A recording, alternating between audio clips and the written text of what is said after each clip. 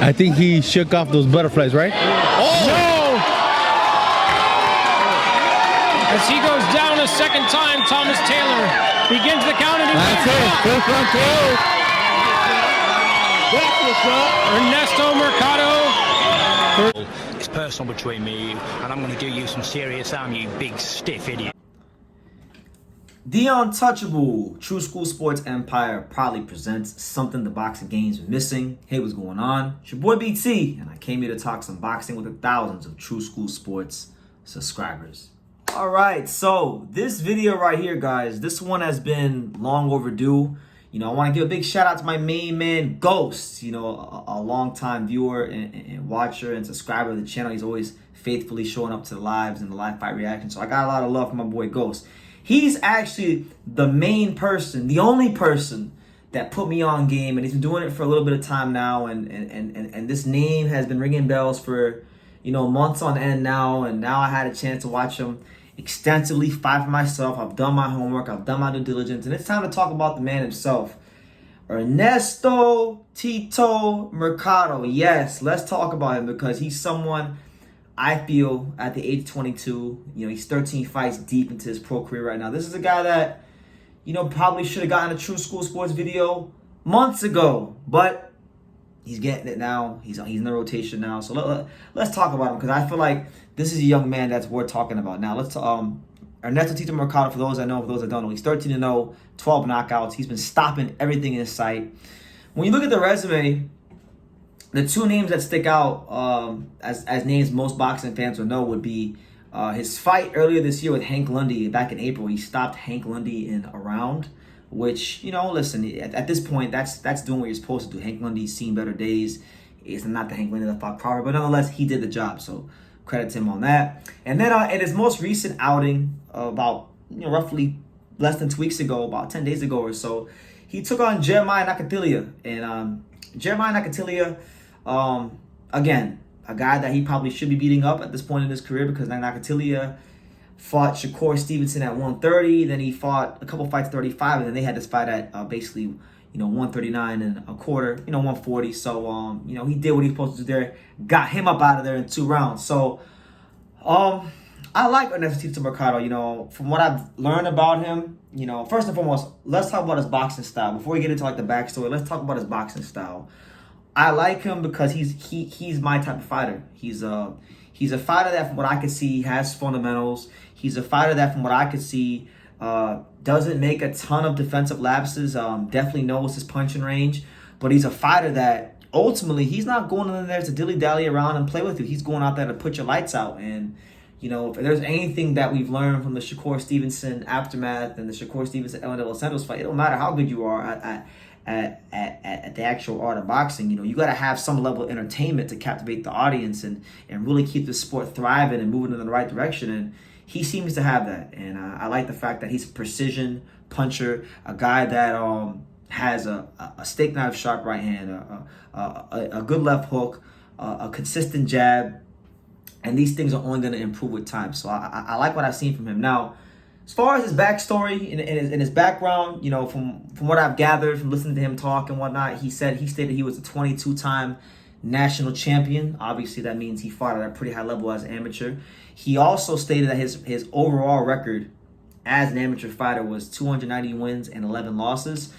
And probably the most interesting thing is the fact that he's got legitimate gripes and legitimate beefs with how he was treated in the USA Olympic process because according to him, and I got to do more research, but according to him, you know, way back when he was trying to become a USA Olympian and pursue his dream of, you know, bringing back a gold medal to the Stars and Stripes and to the great USA, he was denied the opportunity to get a proper, you know, shot in the Olympic trials to qualify for Team USA because the director of USA Boxing, along with Billy Walsh, you know, the coach Billy Walsh, and one of the other guys, Matt Johnson, who I also I've had an interaction with both these guys because I did help interview these guys as part of Sean Porter's amateur boxing champions thing last year when I went down to Colorado Springs. He was told by both of them that no matter what happened between him and Keyshawn Davis, even if like they had a box off, which basically would be like a fight to show who's who. You know, to have some sort of box off or a fight. You know, he was just never going to get the opportunity to represent Team USA because the USA Olympic boxing program had too much money invested in Keyshawn Davis. So he was already told that. And because of that, he went ahead and decided that he was going to represent Nicaragua, which is, his parents' country. And he actually was going to represent Nicaragua in the 2020 Olympics, but as with many fighters, the COVID ruined a lot of things, and he wasn't able to compete in the Olympics, and he didn't want to wait, so he decided to turn pro. And that's what it is. And from the way it sounds, it sounds like he's got legitimate gripes with a lot of people, most notably Keyshawn Davis, which I think would be a great fight in the pros. Also, it seems like he has a bit of a gripe with Bruce Shoo Carrington because apparently Bruce Carrington did some sort of interview where he acted like he didn't know Tito Mercado, and according to Tito, they had a sparring session and he put hands on Bruce Carrington. So he wants smoke with all these fighters that have been, getting a lot of hype and have been signed to big promoters. He looks like he has something to prove to them, and most importantly himself and the whole box world as to who he is. Now, he hasn't signed with a big promoter yet, and I don't think it's because he can't sign a big promoter. I mean, he seems to have a fan-friendly style. He definitely has a lot of swag and a lot of confidence. That's the one thing that stood out to me.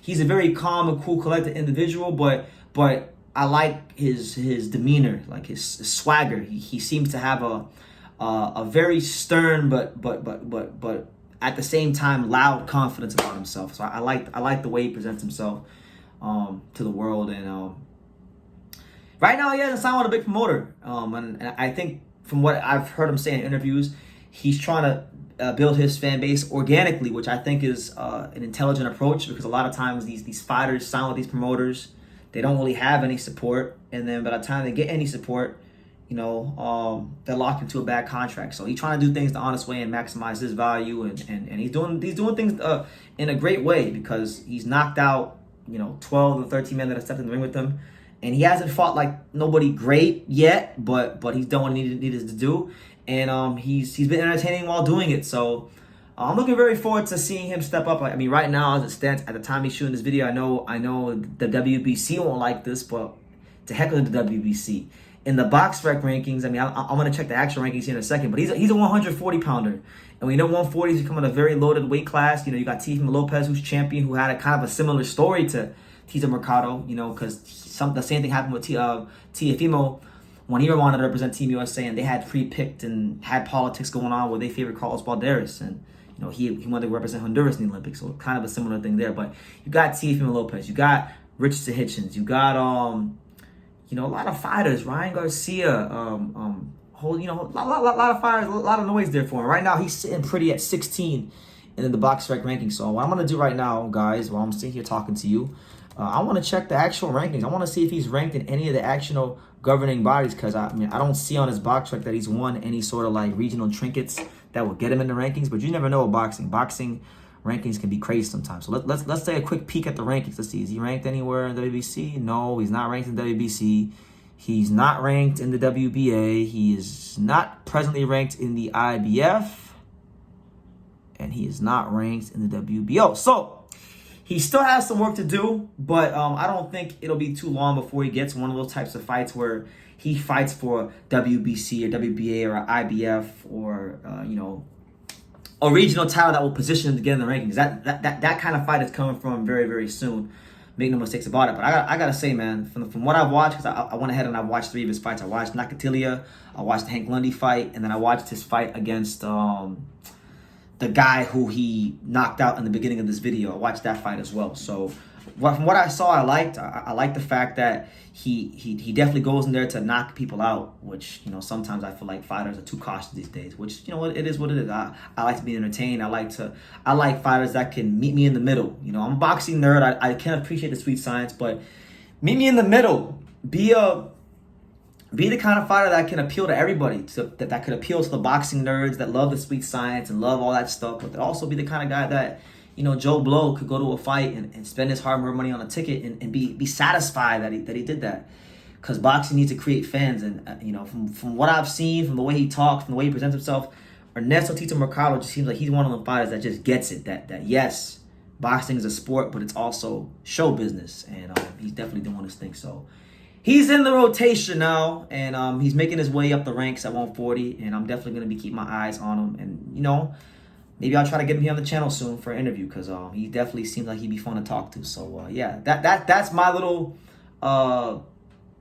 that's my summary on Ernesto Tito Mercado, his career, some of the interesting things, and yeah. Let me know what you guys think in the comments down below. Make sure you guys take time to subscribe. And like I say in every single one of these videos, you can love me or you can hate me, but I'm just a kid from Dania. So until next time, take care, guys. Thank you for watching another video on the untouchable True School Sports Empire. For more great boxing content just like this video, click right here and make sure you subscribe. Much love from sunny South Florida.